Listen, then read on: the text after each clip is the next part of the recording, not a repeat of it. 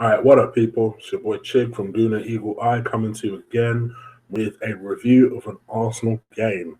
A very, very belated review, much like a very, very belated Arsenal performance. My apologies. First and foremost, um, I have had probably one of the most jam-packed weekends I've had in some time.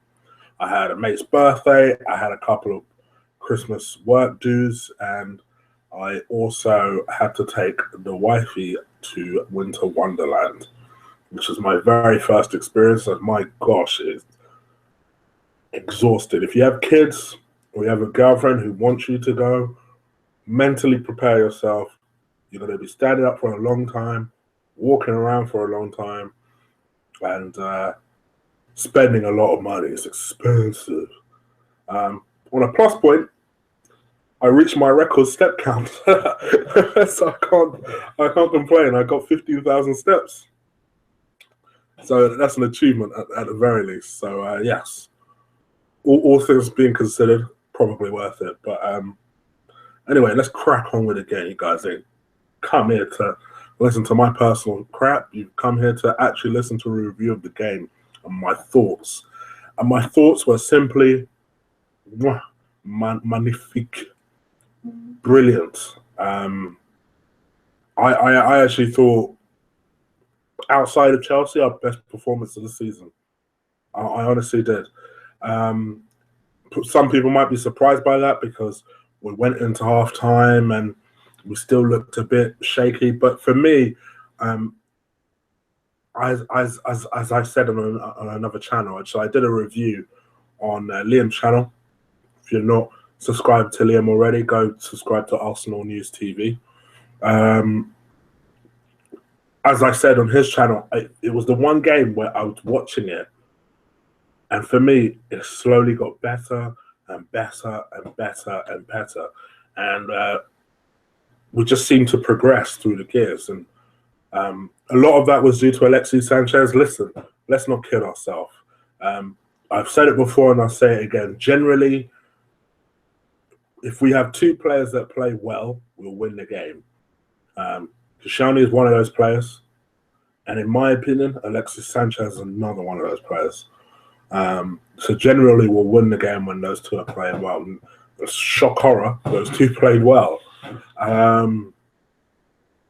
It was a performance that, let's face it, was owed to us after that Southampton debacle, and he went with the team that all of us wanted him to go with. You know, he went with a fast front four. Admittedly, I put Iwobi in my front four, but you guys know me. I'm a defender of Alex Ox, that is. Well, I'm a defender of Iwobi too, but I'm also a defender of Ox. And I was more than happy to see him on the left if Iwobi wasn't able to make it. The things that I was pleased with, first of all, there was no Carl Jenkinson. For the man's own sanity, he just needs to stay out of that team. I'm sorry, he just needs to stay out of that team. And I think the other person who I was so happy to see was on the bench was Aaron Ramsey. I never thought I'd see the damn day. I never thought I'd see the day. As Troop said, my man has something on Wenger. That's all I can say. But he was brave enough, at least for Saturday, to keep him on the bench. Went with the team that all of us have been crying out for. Xhaka starting alongside Coquelin. And shock horror, it worked. Like, I never understood what the problem was. You know, we're not going to find a Santi substitute within our squad, particularly now that Jack is on loan. But we can play a slightly different way and play with someone who can bring the ball from defense to attack and link up Ozil with potentially a Coquelin. And that is Xhaka. Xhaka can do that. He can play that deep playmaker role if we need him to. And if Wenger is committed to not finding a solution on the transfer market, which by the way, to surprise nobody, um, then we have to look for them type of solutions, and maybe Xhaka is one of those solutions. Um, so I mean, let's go into the kind of marks out of 10 in terms of how I scored everybody. So personally, I thought Czech was good. I don't particularly feel like he had. There was much he could do about the goal. There was one opportunity where I think they hit the crossbar. And he looked a bit like he'd given up on it, and then didn't follow up on the opportunity, which I was a bit disappointed about. But I thought all in all, he was solid. I'd give him a 7 out of 10. It's Czech, you know. Generally, if Czech has a game lower than 7 out of 10, we're generally playing badly. So, 7 out of 10. I'm going to start on my left-hand side for once now, because I've criticised this man a lot in the last few weeks.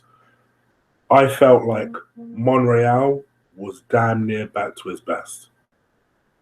But damn near back to his best. I felt like he managed their right winger. I don't think Antonio was playing. I don't remember seeing Antonio if he did play, but I don't think he was playing. So I felt like that probably made his life a little bit easier. But I felt like all in all, we had everything under control. Monreal had everything under control, and I'd give him a 7 out of 10. I thought he did well. Koscielny, I would give an 8 out of 10. I felt like he made a couple of beautiful last-minute challenges that I felt kept the game under control. I love it when Koscielny plays like this, instead of the way he's been playing the last couple of weeks. But I felt like he marshaled the defense really well, played like a captain. I'd give him an 8 out of 10. Mustafi, you guys know I'm a harsh critic of Mustafi. He played well on Saturday. Let's give the devil his due sometimes, on the odd occasion. He played well, and there is no doubt about it. I thought he marshaled the defense well, was communicating well with Koscielny. I felt like, yes, the goal was sloppy. You could probably argue that maybe someone should have had Carroll a little bit under control. And there is always a part of the game where when we are that much in control, we do have this lapse in concentration sometimes. But what I liked about our spirit on that day is that goal, if anything, just seemed to annoy us. It was almost like we scored 2 more goals out of spite. So yeah, it was a disappointment to not have the clean sheet. But I mean, my gosh, how can you criticize a 5-1 away victory? So I thought Mustafi did well. I'd give him a 7 out of 10. And Gabs, let's give Gabs his due. You know, I said it at the Birmingham game. What am I talking about? The Bournemouth game.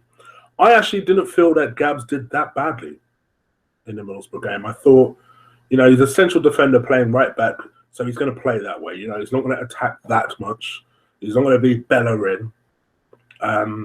And I do think because of that, Walcott at the moment is suffering a little bit. Because I don't think Walker had the best of games, but I'll come back to him.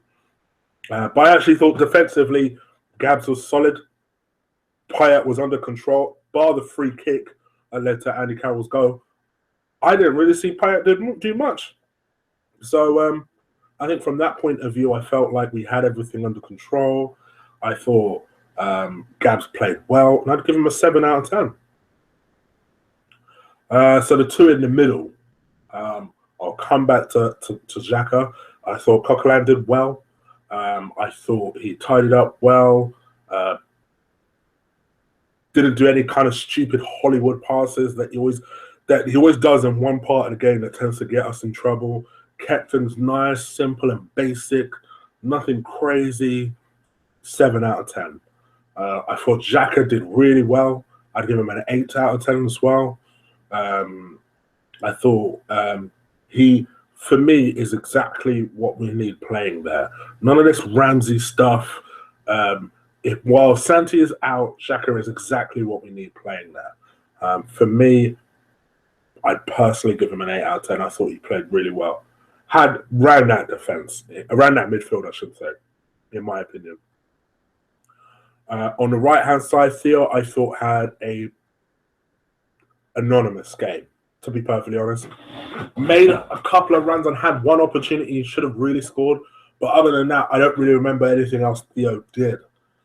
I don't. I do think he misses playing with Bellerin, because the one thing I will say about Bellerin is that because he's so attacking, he gives Theo space to cut inside and create problems. When Bellerin ain't playing, he suffers. It's as simple as that. Whether it's Jenkinson or whether it's Gabriel, he will suffer. And this is one of those games he suffered. 5 out of 10. I'm just being honest. Ox, on the other hand, I'm telling you people, all right, I went with Iwobi. I will be the first one to admit. In my preview for the game, I went with Iwobi. Having said that, I have been telling you people about Ox, right? For me, I think he's getting better and better. Wenger likes players that can play more than one position. And I don't think anyone is convinced enough that Ox can play a number 8 role or play a number 10 role. I think that most people will say he's competent as a right winger. I think what we're seeing is he's learning his trade again. And he's kind of almost stripped everything back to basics, and now he's starting again, and he's looking to play that. That left wing side is up for grabs. As much as I like Iwobi, that left wing side is up for grabs, and I think maybe Alex could possibly claim it. And I want to say one of the Alexes could possibly claim it. So I think for Ox, it's his opportunity to say, all right, ideally I wouldn't play on the left wing, but it's in the team, it's in a top team. I must claim this and make it my own.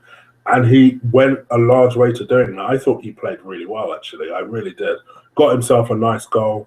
I'd give him a 7.5 out of 10. Mr. Mesut Ozil got himself a goal, got himself an assist. Let's face it, has had a quiet few weeks. Turned up on Saturday. Played really well. You can see the difference that Ozil makes. You know, whenever we play with 2 anchors, as in El Nene and Coquelin, as a result, Mesut has to go deeper in order to get the ball, almost play a deep line playmaker role, which isn't an Ozil role. He doesn't play that role. However, because he can now trust Xhaka to almost get that ball and play that quarterback role, he doesn't need to play the quarterback role. He can play one of the advanced. He's an artist. He doesn't need to be doing the dog work. So, and I know that will piss off someone like Lee Gunner. I can already hear him say, "Oh my gosh, did you just call Ozil an artist?" Listen, Lee, I love you, brother, but I don't agree with you when it comes to Ozil. You know this, but I do find your tweets funny. So, but yeah, he doesn't need to be doing the dog work. And let's face it, it's not his game. Whether you agree with it or not, he doesn't. It's not his game to go deep and collect the ball. He likes people that are going to give him the ball. And that's why he loves playing with Santi. He's gone on record to say that a couple of times, that he loves playing with Santi. So I'm okay with the fact that, you know, that Xhaka's playing there and it's not Ramsey, who for me doesn't influence the game in any way. So I thought Ozil played pretty well, and I'd give him a 7 out of 10. And as for Mr. Alexis Sanchez, how can I give him anything less than a 10? He got himself a hat-trick, was a constant pest, constant nuisance to that West Ham team. And he is quite simply our Alexis Sanchez, but our version of Luis Suarez. He is everything that we would have got in Luis Suarez had we just been brave enough to bid a real bid. So, 10 out of 10. Very happy with his performance, and that's that really. Because I don't want to finish on the negative, I'm not going to rate the subs. I'm not going to go into Ramsey because I will tear him a new one. So I'm going to try and not leave this on a dour note. I will say this though: rating the manager, you've got to give him an 8 out of 10. 8, 9 out of 10. Picked the team that most people were happy with. I think regardless of whatever order you want, whatever skepticism you had, unless your name was the Gooner, I think most people would have said, keep Ramsey on the bench, play a front fast four. He kept Ramsey on the bench, and he played a front fast four. And that is what has been winning us games. Our fluidity when we play a front fast four. And that's exactly what happened. I love it when we're this fluid. I love fluid Arsenal. And this was overdue. We needed this. This was overdue. So I'm happy, very satisfied, and you've got to give him 8 out of 10. Moving on to Basel, just to give my thoughts on the game because I'm not sure I'm going to do a preview. I think really it's just about making sure that essentially it is damn near a dead rubber for us. Let's be honest.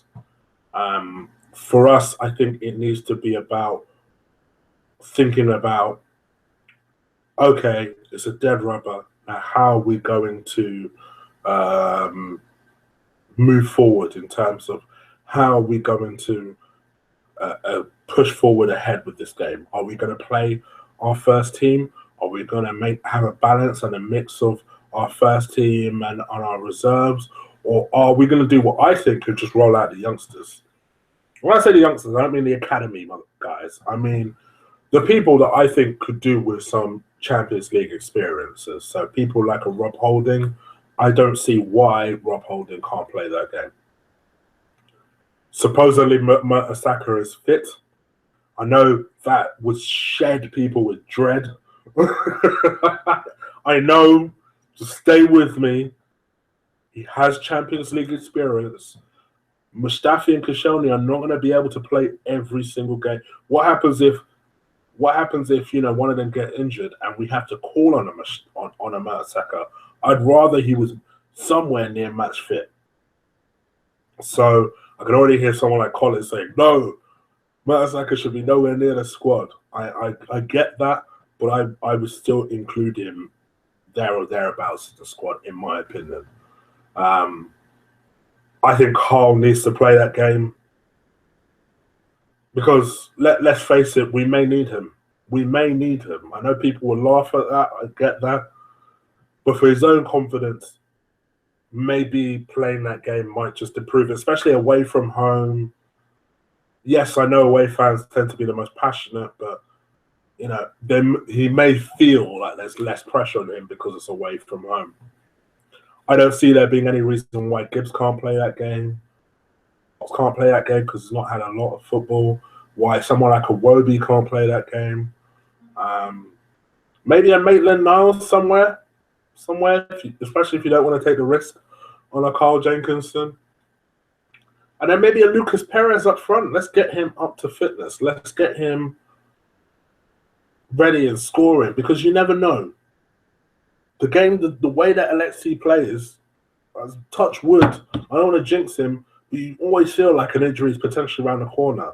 And with Jury still out, maybe we may need to rely on someone like a Perez. So I'm all for just rolling out our second team for this. But let's see.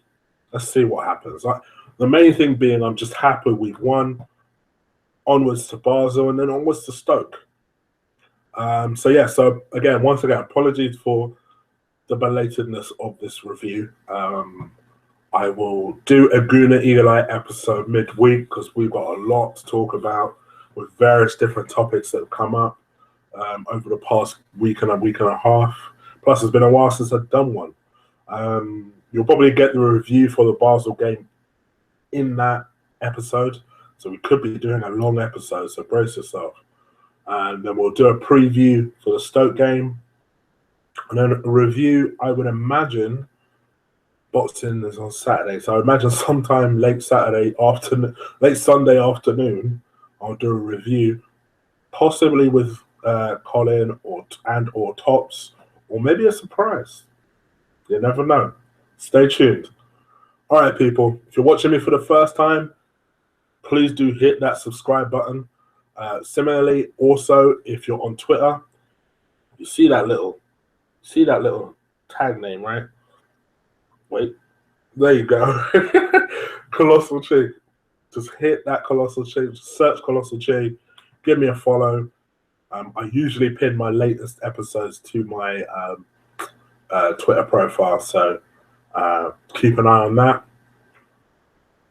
Until Wednesday, people. All right, take care. Peace.